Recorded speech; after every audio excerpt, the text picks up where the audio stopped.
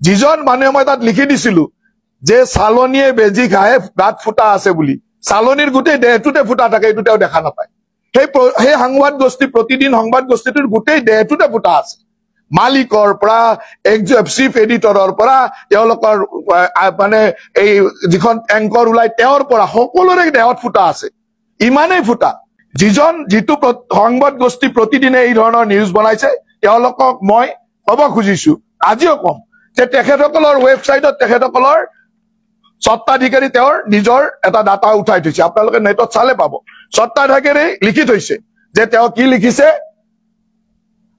Jayanta Barua proudly introduced himself as a great grandson of legendary Hemchandra Barua. তাৰমানে তেওঁ পৰিণাতি লিজেণ্ডাৰী হেমচন্দ্ৰ বৰুৱাৰ গ্ৰেট গ্ৰেণ্ডসন বুলি তেওঁ গৌৰৱ অনুভৱ কৰে। কিন্তু তেখেতে প্ৰমাণ কৰি দেখাওক যে জয়ন্ত বৰুৱা আমাৰ সকলোৰে শ্ৰদ্ধাৰ অসমৰ ভাষাৰ জনক হেমকোষৰ অভিধানৰ প্ৰণেতা হেমচন্দ্ৰ বৰুৱাৰ তেওঁ কি হয়, তেওঁ গ্ৰেট গ্ৰেণ্ডসন হয় নেকি, পৰিণাতি হয় নেকি? মই কৈছো যে তেওঁ কোনো পৰিণাতি নহয়। গোটেই অসমক আভুৱা ভৰি, গোটেই মানুহক আভুৱা ভৰি তেওঁ পৰিণাতি বুলি কৈ তেওঁৰ গোটেই বজাৰখন সমাজৰ লগত চলাই আছে, তেওঁ গ্ৰেট গ্ৰেণ্ডসন, তেওঁ পৰিণাতি। হেমচন্দ্ৰ বৰুৱা কিমান শ্ৰদ্ধাৰ মানুহ, অসমৰ জাতীয় জীৱনৰ অসমৰ সাহিত্যৰ এনেকুৱা এজন শ্ৰদ্ধাশীল ব্যক্তি, সেইজন ব্যক্তিৰ পৰিণাতি নাম লৈ ইমান বেয়া কাম কৰি পৰিণাতিৰ নাম লৈ থকাটো আচলতে অসমীয়া জাতিৰ কাৰণে লজ্জাজনক। তেওঁ কওক, মই তথ্য সহকাৰে মই কৈছো যে হেমচন্দ্ৰ বৰুৱাৰ কোনো পৰিণাতি নাই, কোনো বায়লজিকেল পৰিণাতি গ্ৰেট গ্ৰেণ্ডসন নাই, গতিকে তেওঁ কোনো বায়লজিকেল গ্ৰেট গ্ৰেণ্ডসন নহয়।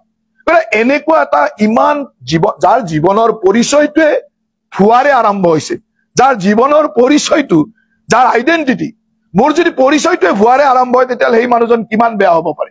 এতিয়া মই গৌৰৱেৰে কওঁ যে মই চান্দকুচীয়া মল্লভোজৰ বৰুৱা, নলবাৰীৰ চান্দকুচীয়া মল্লভোজৰ বৰুৱা বংশৰ ল'ৰা, মোৰ বংশক লৈ গৌৰৱ কৰো। এইটো মই বংশৰ হয় কাৰণে গৌৰৱ কৰিব পাৰো। তেওঁ কৈছে যে পণ্ডিত মানে আমাৰ শ্ৰদ্ধাৰ সকলোৰে শ্ৰদ্ধেয় ভাষাৰ আমাৰ হেমকোষৰ প্ৰণেতা হেমচন্দ্ৰ বৰুৱাৰ তেওঁ পৰিণাতি, তেওঁতো নহয় পৰিণাতি। কিয় অসমৰ ৰাইজক এনেকুৱা আভুৱা ভৰিছে?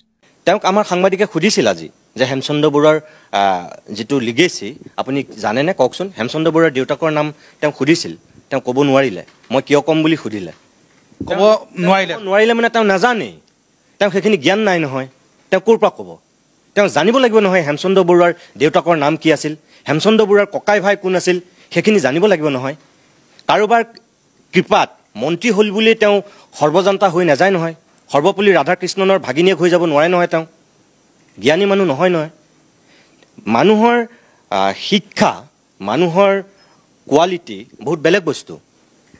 তেওঁ হিমন্ত বিশ্ব শৰ্মাৰ কৃপাত তেওঁ মন্ত্ৰী হ'ল বুলি তেওঁ সকলো জনা মানুহ হ'ব নোৱাৰে, আৰু তেওঁ নাজানে, সেইকাৰণে তেওঁ এই প্ৰশ্নখিনি উত্তৰ দিব পৰা নাই। মই তেখেতক কৈ দিছোঁ, আপুনি যিহেতু নাজানে মন্ত্ৰী মহোদয়, মই আপোনাক কৈ দিছোঁ হেমচন্দ্ৰ বৰুৱাৰ দেউতাকৰ নাম আছিল মুক্তাৰাম বৰুৱা। আপুনি জানি লওক, আপোনাক সাংবাদিকে সোধোতে আপুনি ক'ব নোৱাৰিলে। হেমচন্দ্ৰ বৰুৱাৰ পিতৃৰ নাম আপুনি নাজানে কাৰণে আপুনি হেমচন্দ্ৰ বৰুৱাৰ লিগেচি বিচাৰি পগলা কুকুৰৰ দৰে দৌৰি ফুৰিছে। মই আপোনাক কৈ দিছোঁ যে হেমচন্দ্ৰ বৰুৱাৰ দেউতাকৰ নাম আছিল মুক্তাৰাম বৰুৱা। মুক্তাৰাম বৰুৱাৰ 3জন সন্তান আছিল। প্ৰথমজন আছিল হেমচন্দ্ৰ বৰুৱা, দ্বিতীয়জন আছিল তুলসীৰাম বৰুৱা, আৰু তৃতীয়জন আছিল দুলাল বৰুৱা। তেওঁ এটা আৰু উপনামো আছিল। এই 3জনৰ ভিতৰত হেমচন্দ্ৰ বৰুৱা ডাঙৰ, আৰু হেমচন্দ্ৰ বৰুৱাৰ অসমীয়া সমাজ সংস্কৃতিৰ প্ৰতি কি অৱদান অসমৰ মানুহে দেখিছে। আপুনি বাৰে বাৰে কৈ আছে হেমচন্দ্ৰ বৰুৱা নিঃসন্তান। আপুনি মানে মই কি বুলি ক'ম, জুবিন গাৰ্গে আপোনাৰ সন্দৰ্ভত এটা কথা কৈ আছিল, মোৰ কাণত এই মুহূৰ্তত সেইটো বাজি আছে। মই নকওঁ সেই শব্দটো, কিন্তু আপোনাক তেনেকুৱা বুলি ক'বলৈ মোৰ মন গৈছে, কিন্তু মই নকওঁ। হেমচন্দ্ৰ বৰুৱা নিঃসন্তান নাছিল। কোনোবা কম শিক্ষিত মানুহে, কোনোবা অৰ্ধ শিক্ষিত মানুহে যদি ক'লে মই মানি ল'লোহেঁতেন, কিন্তু এজন মন্ত্ৰীয়ে যে নজনাকৈ এনেকৈ লম্ফ জম্ফ মাৰি সংবাদ মাধ্যমৰ আগত কথা কৈ আছে, এইটো বৰ দুখজনক কথা। হেমচন্দ্ৰ বৰুৱাৰ জীয়ৰী আছিল পদ্মাৱতী, তেখেতে নাজানে। হেমচন্দ্ৰ বৰুৱাৰ ভায়েক আছিল তুলসীৰাম বৰুৱা। তুলসীৰাম বৰুৱাৰ পুতেক তেওঁ হৈছে আনন্দৰাম বৰুৱা। আনন্দৰাম বৰুৱাৰ পুতেক তেখেত হৈছে দেৱানন্দ বৰুৱা।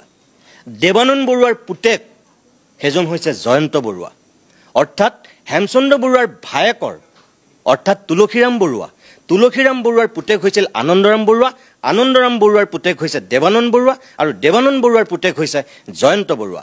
মই এতিয়া অমৰ এইটো কথা কৈ দিওঁ যে এই মানুহবিলাকে এই অলপ বেছি জনা মানুহবিলাকে নিজকে পণ্ডিত জহা বুলি কৈ যিবিলাক কথা কয়, তেওঁ মূৰ্খামি পৰিচয় দিছে এইটোৱেই যে তেওঁ নাজানেতো নাজানেই, হেমচন্দ্ৰ বৰুৱাৰ দেউতাকৰ কথাটো নাজানেই, হেমচন্দ্ৰ বৰুৱাৰ ককাই ভাই কথাটো নাজানে, তেওঁ চাগে এইটো কথাও নাজানে যে 1900 চনত হেমকোষখন প্ৰকাশ হোৱাৰ পিছত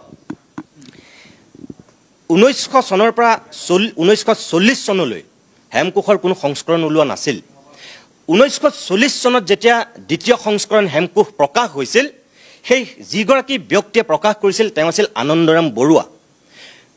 1936 চনত সম্বলপুৰৰ পৰা সাহিত্যৰথী লক্ষ্মীনাথ বেজবৰুৱাই আনন্দৰাম বৰুৱালৈ সেই হেমকোষৰ দ্বিতীয় সংস্কৰণ প্ৰকাশ কৰাৰ আগত, যেতিয়া আনন্দৰাম বৰুৱাই গোটেই কামটো কৰি আছিল, হেমকোষৰ দ্বিতীয় সংস্কৰণ প্ৰকাশ কৰিবৰ কাৰণে যেতিয়া কাম কৰি আছিল, লক্ষ্মীনাথ বেজবৰুৱাই 1936 চনত সম্বলপুৰৰ পৰাই এখন চিঠি দিছিল আনন্দৰাম বৰুৱালৈ যে সেই সময়ত যে তুমি নিষ্ঠাৰে কামটো কৰি যোৱা আৰু তাত নতুন শব্দৰ সংযোজন কৰি হেমকোষৰ দ্বিতীয় সংস্কৰণ এটা প্ৰকাশ কৰা।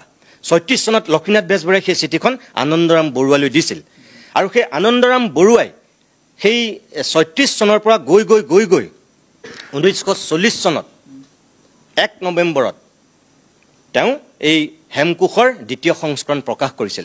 অকল দ্বিতীয় নহয়, তৃতীয়ৰো তাৰ 10 বছৰৰ পিছত, 15 বছৰ পিছত 1955 চনত তেওঁ হেমকোষৰ তৃতীয় সংস্কৰণটো আনন্দৰাম বৰুৱাই প্ৰকাশ কৰিছিল। আৰু আনন্দৰাম বৰুৱা কোন আছিল? হেমচন্দ্ৰ বৰুৱাৰ ভতিজাক। হেমচন্দ্ৰ বৰুৱাৰ ভতিজাক আছিল, তুলসীৰাম বৰুৱাৰ পুতেক আছিল। তাৰপিছত দুটা সংস্কৰণ ওলোৱাৰ পিছত চতুৰ্থ সংস্কৰণটো কোনে উলিয়াইছিলে? আনন্দৰাম বৰুৱাৰ পুতেক দেৱানন্দ বৰুৱাই। আনন্দৰাম বৰুৱাৰ পুতেক দেৱানন্দ বৰুৱাই অকল চতুৰ্থ সংস্কৰণতে ওলোৱা নাছিল, চতুৰ্থ সংস্কৰণৰ পৰা একাদশ সংস্কৰণলৈকে দেৱানন্দ বৰুৱাই ওলাইছে। দেৱানন্দ বৰুৱা কোন? জয়ন্ত বৰুৱাৰ দেউতাক। দ্বাদশ সংস্কৰণৰ পৰা এতিয়া এই পঞ্চদশ সংস্কৰণলৈকে এইকেইটা সংস্কৰণ কোনে উলিয়াইছে? জয়ন্ত বৰুৱাই উলিয়াইছে। তেওঁ সেইখিনি জ্ঞানেই নাই যে হেমচন্দ্ৰ বৰুৱা আৰু তুলসীৰাম বৰুৱা যে ককাই ভাই, তুলসীৰাম বৰুৱাৰ পুতেক যে আনন্দৰাম বৰুৱা, আনন্দৰাম বৰুৱাৰ পুতেক যে দেৱানন্দ বৰুৱা, দেৱানন্দ বৰুৱাৰ পুতেক যে জয়ন্ত বৰুৱা, তেওঁ সেইখিনি জ্ঞানেই নাই। অৰ্থাৎ পদ্মাৱতী, হেমচন্দ্ৰ বৰুৱাৰ জীয়েক আছিল পদ্মাৱতী, পদ্মাৱতী ঢুকোৱাৰ পিছত কিয়কলৈ বিয়া হৈছিলে? তিয়কলৈ বিয়া হৈছিল, তেওঁ সেই লিগেচিটো নাথাকিল। গতিকে তাৰপিছত লিগেচিটো মেইনটেইন কৰিছে তেওঁ ভতিজাকে। প্ৰথম হেমচন্দ্ৰ বৰুৱাৰ হেমকোষ সেইকাৰণে আনন্দৰাম বৰুৱাই উলিয়াইছিল 1940 চনত। আৰু তাৰপিছত আপুনি তাত আকৌ নতুন শব্দৰ সংযোজন কৰি তাৰ তৃতীয় সংস্কৰণ উলিয়াইছে তেওঁ 15 বছৰ পিছত 1955 চনত। তেতিয়ালৈকে সেইখিনি আনন্দৰাম বৰুৱাই কৰিছে। তাৰ উত্তৰসূৰী হিচাপে আনন্দৰাম বৰুৱাৰ পিছত সেইখিনি কাম আনন্দৰাম বৰুৱাৰ পুতেক দেৱানন্দ বৰুৱাই কৰিছে। তাৰমানে দেৱানন্দ বৰুৱাৰ উত্তৰসূৰী হিচাপে জয়ন্ত বৰুৱাই কৰিছে। এইটো কি লিগেচি নহয় নেকি? এইখিনি কথা নজনাকে তেওঁ এতিয়া লম্ফজম্ফ মাৰি আছে। এইবিলাক এতিয়া কি বুলি ক'ম, এইটো অজ্ঞানতাৰ পৰিচয় আৰু বেলেগ কথা একো নাই। আৰু তেওঁ চাগে তেওঁ অকল নিজৰ যদি পত্নীক চিনি পাই পেলাই তেওঁ যদি নিজৰ ককাই ভাইক চিনি নাপায়, মই নাজানো। এতিয়াতো হেমচন্দ্ৰ বৰুৱা, তুলসীৰাম বৰুৱা ককাই ভাই, আৰু ককাই ভাই হিচাপে তুলসীৰাম বৰুৱাৰ পুতেক পৰিণাতি হিচাপে আহি জয়ন্ত বৰুৱাই এতিয়া লিগেচিটো মেইনটেইন কৰিছে। তাত আপত্তি কি কৰিবলগীয়া আছে? অসমৰ জনসাধাৰণক মই এইটোৱেই ক'ম যে বেলেগ কথা বাদ, লক্ষ্মীনাথ বেজবৰুৱাই হেমচন্দ্ৰ বৰুৱাৰ সন্দৰ্ভত যিখিনি লিখি থৈ গৈছে, হেমকোষৰ সন্দৰ্ভত যিখিনি কৈ গৈছে, তাতকৈ আৰু বেলেগ চাৰ্টিফিকেট নালাগে। কোন জয়ন্ত মল্ল বৰুৱা? কি জানে তেওঁ অসমীয়া ভাষা সাহিত্য সংস্কৃতিৰ? তেওঁ কিবা জ্ঞান আছে নেকি? হিমন্ত বিশ্ব শৰ্মাৰ কৃপাত লেম্পটোৰ দৰে লাগি লাগি কেনেবাকৈ গৈ পেলাই মন্ত্ৰী এটা হ'ল বুলি তেওঁ সৰ্বজনতা হৈ যাব নোৱাৰে নহয়। হেমচন্দ্ৰ বৰুৱাৰ যিটো অৱদান, সেই অৱদান উত্তৰসূৰী হিচাপে আনন্দৰাম বৰুৱাই যেতিয়া হেমকোষক আগুৱাই নিব বিচাৰিছিল, লক্ষ্মীনাথ বেজবৰুৱাই তাত চাৰ্টিফিকেট দি থৈ গৈছে। আৰু তাত ক'বলৈ কি আছে? আনন্দৰাম বৰুৱাৰ উত্তৰসূৰী হিচাপে দেৱানন্দ বৰুৱাই নিছে, দেৱানন্দ বৰুৱাৰ উত্তৰসূৰী হিচাপে জয়ন্ত বৰুৱাই লৈ গৈছে। তাত ক'বলগীয়া কি কথা আছে? আৰু সেইটো কাৰণে ক'লোঁ যে এইবিলাক তেওঁলোকে নাজানে কাৰণে নিজৰ অজ্ঞানতাৰ পৰিচয় দিছে, তাতকৈ বেলেগ কথা একো নাই। জয়ন্ত বৰুৱাই এই লিগেচিটো মেইনটেইন কৰি কিবা অপৰাধ কৰিলে নেকি? কিবা ভুল কৰিলে নেকি?